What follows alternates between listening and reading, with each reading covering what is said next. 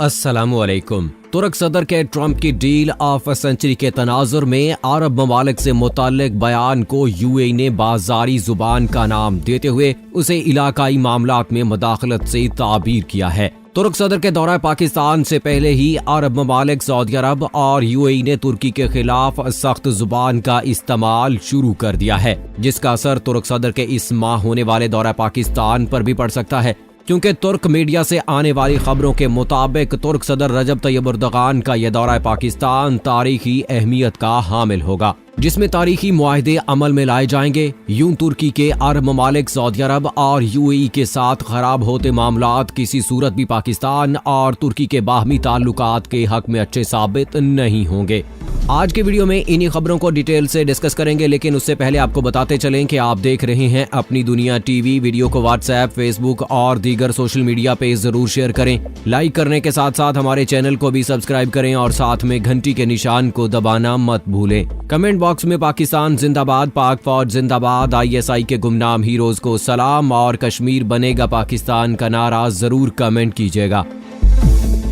दोस्तों, पाकिस्तान को जहां एक तरफ अमेरिका भारत से ताल्लुकात में पेचीदगी का सामना है, तो वहीं मुस्लिम उम्मा के अहम ममालिक से ताल्लुकात भी पाकिस्तान के लिए एक अजीब सी सूरत हाल पैदा किए हुए हैं। इस वक्त इस्लामी ममालिक कई एक ब्लॉक में खुद को तकसीम किए हुए हैं। तुर्की खुद को इस्लामी दुनिया का दर्द महसूस करने वाले के तौर पर पेश कर रहा है, तो दूसरी जानिब सऊदी अरब और यूएई दोनों खुद को मुस्लिम उम्मा का लीडर होने के दावेदार करार देते हैं। सऊदी अरब, जिसके ताल्लुकात ईरान के साथ भी अच्छे ना हैं, बल्कि अब तो उसने अपने दोस्त इस्लामी ममालिक की खारजा पॉलिसी को अपने मातहत करने का सरेआम आगाज कर दिया है। अरब ममालिक अरब लीग के झंडे तले पहले ही सऊदी अरब के सामने से नगू थे, लेकिन इनमें भी कतर की सूरत में एक बागी वजूद में आया, जिस पर सऊदी अरब ने इसका हुक्का पानी बंद करने का ऐलान किया। मगर कतर ने हथियार न डाले और वो बुरा वक्त जो अरब ममालिक के कतर के साथ मुकाते से शुरू हुआ था, आहिस्ता आहिस्ता निकल गया और आज फिर सऊदी अरब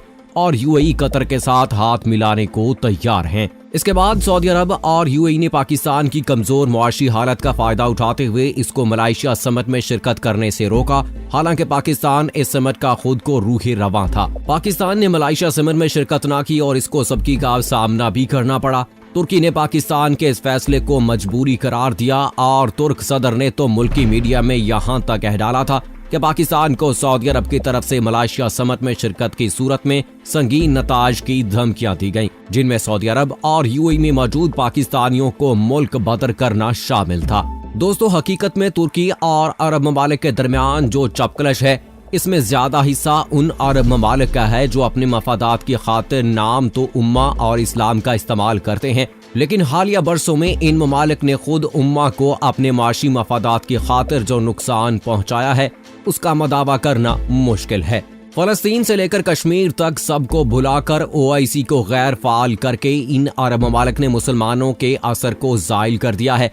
दूसरी जानिब तुर्की मुस्लिम उम्मा के बारे में और ये रवैया रखता है, बात इस्लामी इंतहा पसंदी की हो, कश्मीर हो या फिर फलस्तीन, तुर्क सदर रजब तैयब एर्दोगान की हर तकरीर और बयान उम्मा की उमंगों की भरपूर तर्जमानी करता नजर आता है। पहले से खराब ताल्लुकात में शिद्दत उस वक्त देखने में आई जब तुर्क सदर ने अमरीकी सदर की जानिब से पेश की गई डील ऑफ सेंचुरी का नाम मंजूर करते हुए अरब ममालिक को भी खामोश रहने पर आड़े हाथों लिया और उन्हें गद्दार तक कह डाला।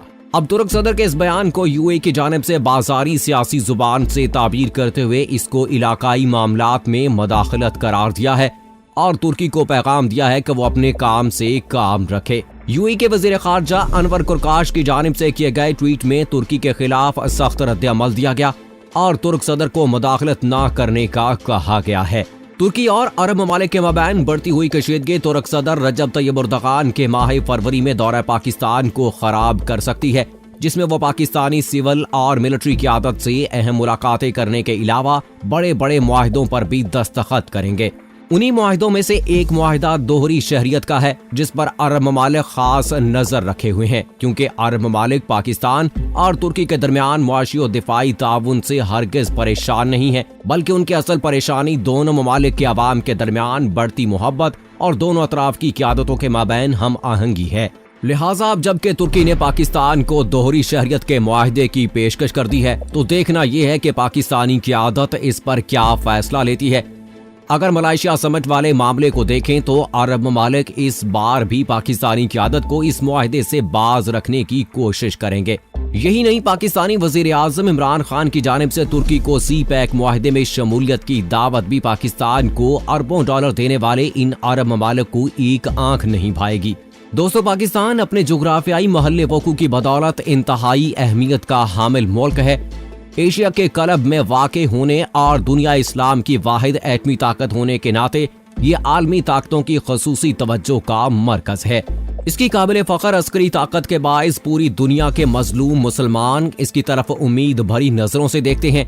यही वजह है कि इस्लाम दुश्मन कुव्वतें उसे इक्तसादी ज़ुबूहाली और मुआशरती इंतशार में मुब्तला करने की ख्वाह हैं। वो किसी हद तक ऐसा करने में कामयाब भी हुई हैं, मगर जैसा कि कुरान मजीद में है कि अल्लाह ताला ही सबसे बेहतर तदबीर करने वाला है, तो उनके मजमूम हथकंडों के बावजूद ये मुल्क रिवायती शान और शौकत से कायम और दायम है और इसके बदख्वाह खाक चाटने पर मजबूर हैं।